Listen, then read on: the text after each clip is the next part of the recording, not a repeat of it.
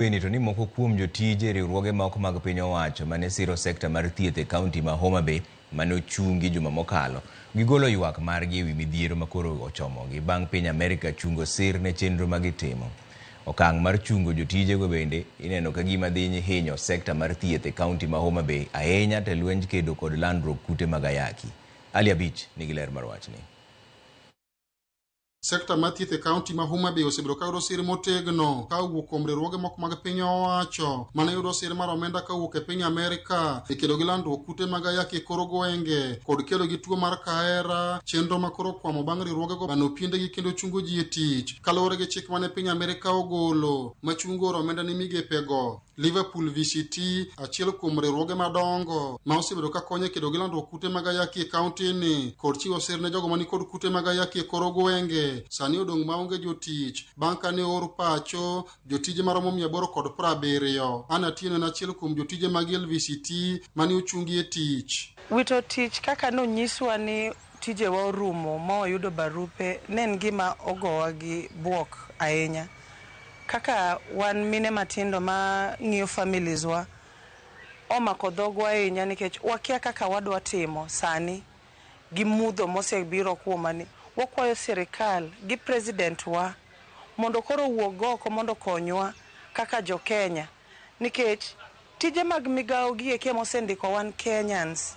Jotijego sani odong' kod kiondko bang' kane osechung gi e tich kendo manyiso ni kata mana jotuo mana gi lemo e kor gwenge poni sirikand kaunti koketo okenge mowinjore mar chopo ir jotuogo e kor gwenge to ngimagi nyalo biro hinyore. Gik mane watimo ne alworawa kaka community sani koro dhi chung' ji dhi hinyore mang'eny nikech waonge tich. Jok mane wang'iyo mane nitie bwowa mane warito be koro dhi winjo matek. Wakwayo ni sirikal mokwongo President wa Ruto na kwayi kabisa mondo ing'iwa jotendwa ma piny luo gi Kenya mzima nikech ok affect Homa Bay kende o affect Kenya mzima.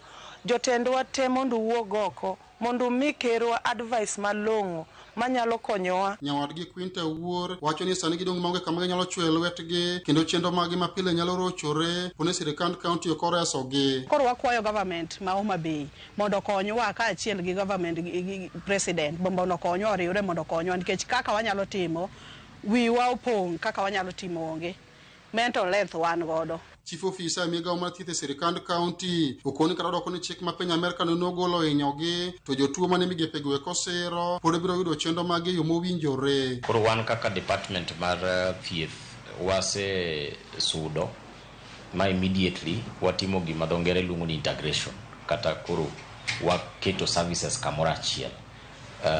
Koro kidhi osiptende wa iboneno ka outpatient and achiel jotuo te koro ithiedho at one point. Pharmacy bende yath bende koro wachiwo kamoro achiel. Laboratory nikech koro staff odok piny.